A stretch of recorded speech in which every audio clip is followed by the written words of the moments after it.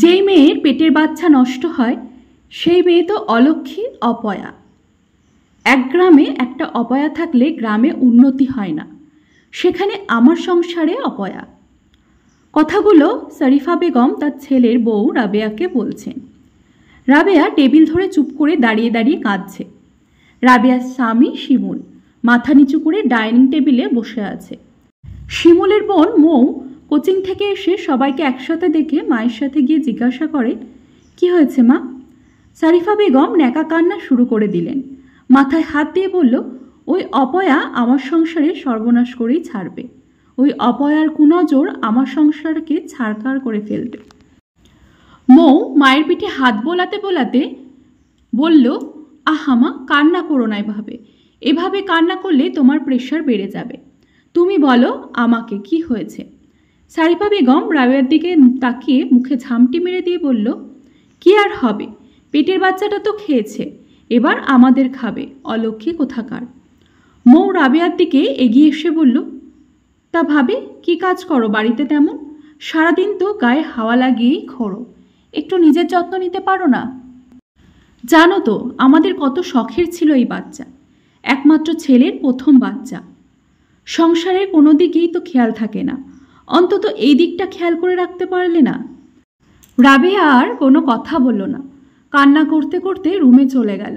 রুমে এসে রাবেয়া চিৎকার করে কাঁদছে। শিমুল উঠে এবার রুমের দিকে এগোতে গিয়েও এগোলো না, বেরিয়ে গেল বাসার থেকে। রাবেয়া একটা সাধারণ পরিবারের মেয়ে। রাবেয়ার কলেজের শিক্ষক ছিল শিমুল, আর রাবেয়া ছিল বোকাশোকা মেয়ে। একদম পিছনের বেঞ্চে বোরকা পরে একটা মেয়ে একা বসে থাকতো সবসময়ই, সেটা খেয়াল করতো শিমুল। অনেকবার কথা বলার চেষ্টা করেও পারেনি। একদিন হঠাৎ ছুটির পর বাইক নিয়ে রাবেয়ার সামনে গিয়ে বলল, ওঠো রাবেয়া।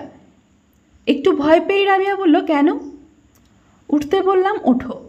আমি অপরিচিত কারোর বাইকে উঠি না, কানের গোড়ায় একটা পড়লেই বুঝতে পারবে অপরিচিত কিনা, ওঠো। শিমুলের ধমক রাবেয়াকে বাইকে উঠতে বাধ্য করল। লেকের ধারে এসে দুইজন নামল। শিমুল এলোমেলোভাবেই রাবেয়াকে ভালোবাসার কথা বলল। রাবেয়া ভীতু মেয়ে, সোজা না বলে দেয়। শিমুল কিছু বলার আগেই সাইড কেটে চলে আসতে চাইল। শিমুল আর বাধা দিল না, কারণ রাবেয়ার চোখে ভয়।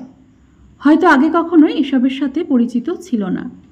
রাবেয়া কিছু দূর গিয়ে বলল, আমার আব্বুর সাথে কথা বললেই আমি রাজি হব।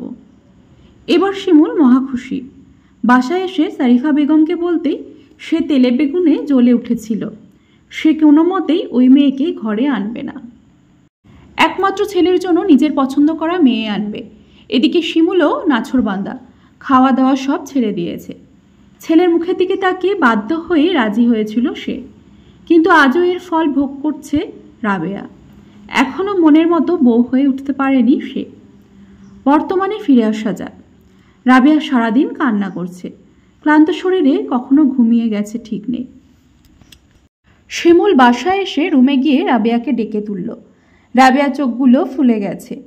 উঠে বলে শিমুলের দিকে তাকালো। শিমুল অন্যদিকে তাকিয়ে বলল, তোমার ব্যাগ গোছাও 10 মিনিটের মধ্যে। কেন? তোমাদের বাসায় দিয়ে আসবো তোমাকে। রাবেয়ার মাথায় যেন আকাশ ভেঙে পড়ল। শেষমেশ শিমুলও তাকে বুঝল না। শরীফা বেগম দরজার আড়ালে দাঁড়িয়ে একটা শান্তির নিঃশ্বাস নিল। মনে মনে বলল, এইবার হয়তো আপদ বিদায় হবে।